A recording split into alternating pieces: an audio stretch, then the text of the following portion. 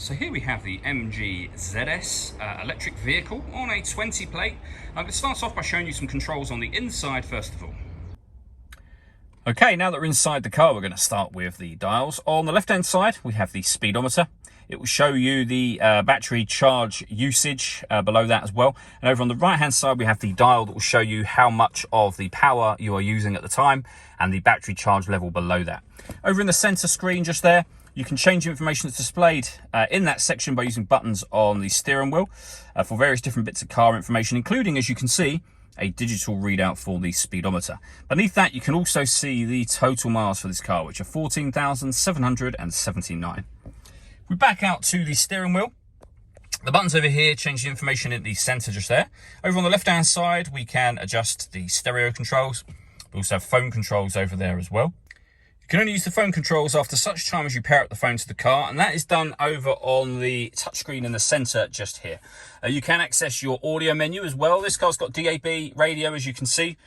You can stream your music wirelessly via Bluetooth audio, plug it in various different ways as well. But you can, as you can see just here, depending on the phone you've got, have Apple CarPlay or Android Auto as well. You can also access your satellite navigation by hitting that button or that part of the screen just there. As you can see, it's loading up now. It's a nice full color display. Very, very easy system to use. If you want to go back a step at any point in time where you want to go back to the main menu, you can do that. I'll wait for the satellite navigation to load up so you can see it. You can do that by pressing the center of this button just here. You'll go back to your main menu. Working our way down from that, we can turn on the climate control, and you'll see when we come back up to the screen that it gave us an indication up the top as to the adjustments for temperature, etc. So as you make adjustments, they will show up on the screen just there. You can adjust the temperature, the fan speed, which you can hear going on in the background just there. That button turns your air conditioning on, and it's on when that light shows. It'll also turn it back off again, of course, and you can determine where you'd like the air to be distributed. You can also turn on your heated driver's seat or heated passenger seat from here as well.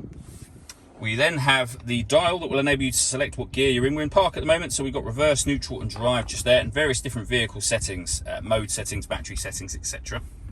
With an electronic handbrake. This button here turns off the stop and start. This vehicle is designed to cut out its motors when it's stationary in traffic.